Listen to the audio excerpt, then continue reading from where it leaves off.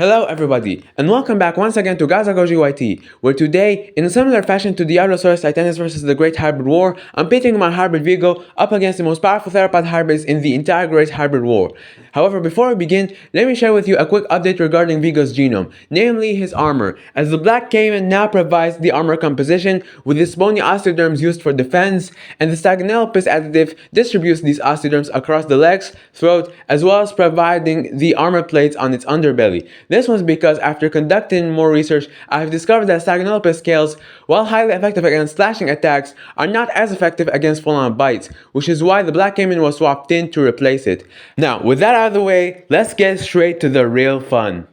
First off, we have Set the Crimson King, made by Pixel Studios, who also made Imperatyrannus Eversur. This 14.3-ton jacked-up Giganosaurus-based hybrid comes equipped with deadly jaws for bleeding opponents out, large muscular arms with undisputed grappling capabilities, a long but thick tail for smacking opponents that try to attack it from the back, and a powerful set of armor comprised of the Alligator Guard's Ganoid scales. A truly formidable opponent. However, Viggo's significant size advantage and far greater reach with its even longer, more whip-like tail and its bloodshot allow him to keep Set at bay by disorienting him long enough for Viggo to position himself properly in order to confront Set, before he proceeds to quickly overpower him using his larger stature. And considering that his limbs can also be used for grappling in a similar way to bears, he might be able to use its crown from the Stygiomoloch against him in a similar manner to how the original Indominus Rex and Spinosaurus were able to manipulate the original Ultimasaurus by grabbing it by the horns in order to knock him down. And in a similar fashion, Viggo would knock Set to the ground and proceed to finish him off with a powerful bite to the neck. And consider that in nature, the only thing that can break through the scales of an alligator gar is the powerful bite of a fully grown adult American alligator, which, as you can guess, is far larger than the gar itself. Now look at this situation right here. Viggo is significantly larger than his opponent Set, has a broad skull by the Cayman influence, as well as plenty of muscle attachments for jaw and neck muscles, in addition to a highly specialized dentition for cracking through bone and armor alike, which all suggests that Viggo's jaws would be able to make light work of Set's defenses and allow him to successfully take down his first opponent. Next up is Cronus by Conciliatory Past, and while this hybrid wasn't really a source of inspiration for me when I created Viggo, I must say that I was surprised to see how both turned out to be very similar to each other, with Viggo being Cronus' Tyrannosaur doppelganger of sorts.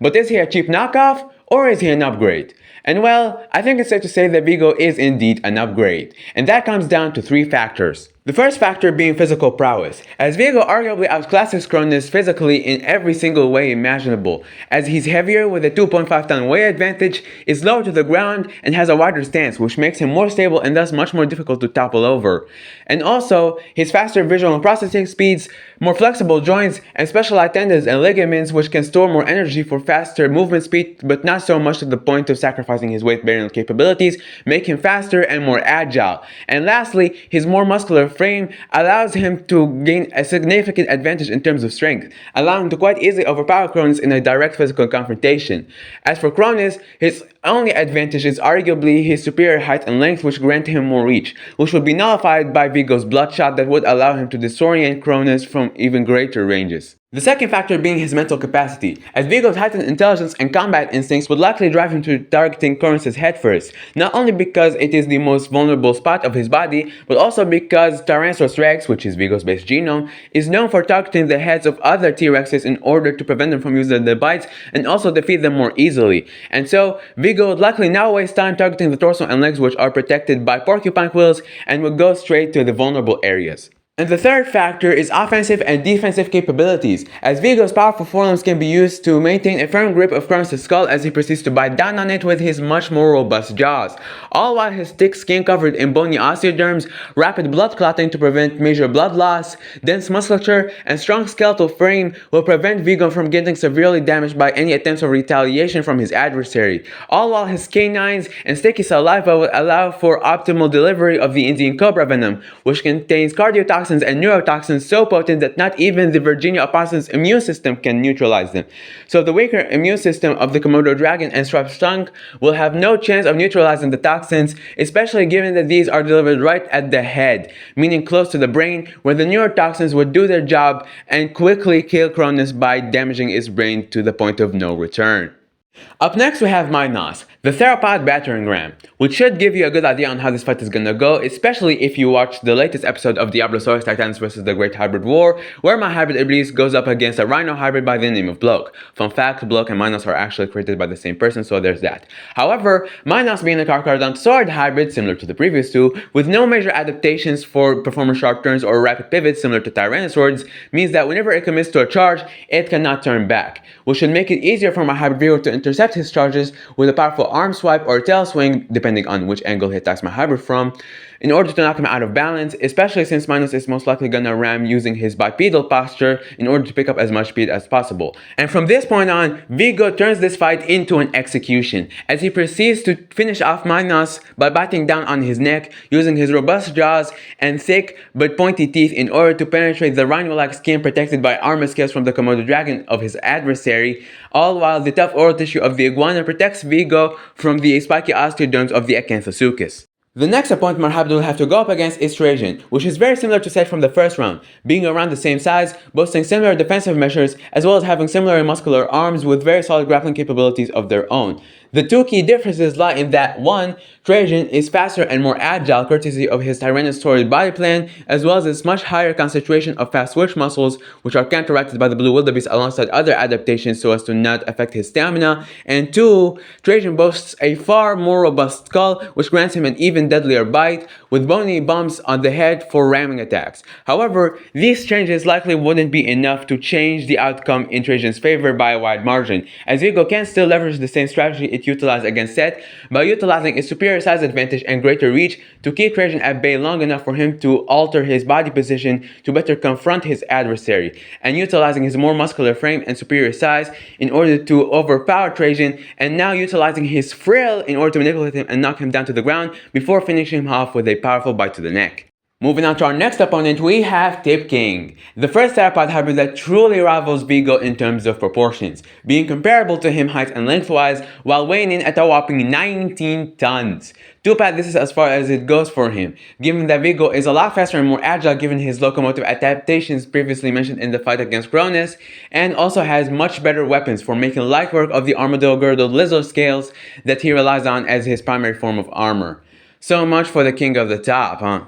So how about we move on to an actual king? Meet Necrodrakon, name meaning the dragon of death, and rightfully named king. This guy is an engineering marvel in the world of hybrid making, that despite lacking in size in comparison to Tipkin by being closer to the size ranges of Minos and Cronus, more than makes up for it by being meticulously crafted for filling the role of a top tier wrestling hybrid. And boy, you better believe Viggo is gonna have the fight of his life against this guy. With arms that are comparable if not superior to those of my hybrid, with much larger and sharper claws, a broad skull with a devastating bite force, as well as being capable of landing very devastating ramming attacks with those Carnotaurus-like horns, all while being surprisingly fast and agile for an animal of its proportions, boasting an incredible sense of balance that makes it very difficult for him to get toppled over or knocked down to the ground, as well as being highly intelligent and very well armored with very thick skin that can withstand a lot of rip and tear, as well as Psychonia osteoderms on the top. This guy is an absolute unit,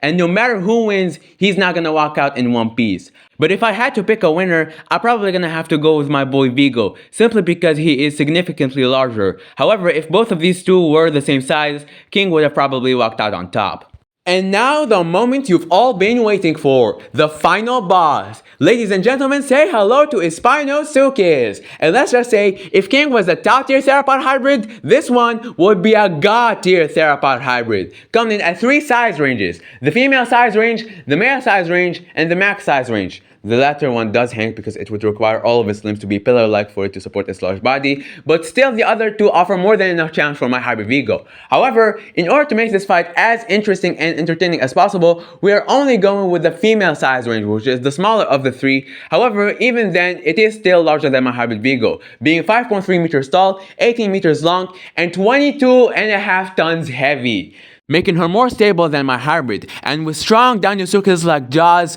powerful forelimbs with my ape-like claws, a glowy blue petrol vomit, and a thick crocodilian hide, this thing establishes itself as a fortress, one that taking it down will be insanely difficult. To Viggo's merit, however, his superior speed and agility allows him to land and evade more attacks, pulling off a win via a battle of attrition. So while this fight would be lengthy, Viggo's superior locomotive capacity allowed him to pull off a win. However, against the male Spinosuchus, he would likely get absolutely demolished. Or will he? And with that, we conclude the first episode of Imperatyrannus sanguinis versus the most powerful theropod hybrids in the Great Hybrid War. Thank you everybody so much for watching. I hope you enjoyed the video as much as I did. And be sure to tune in next time for more hybrid content. So until then, goodbye.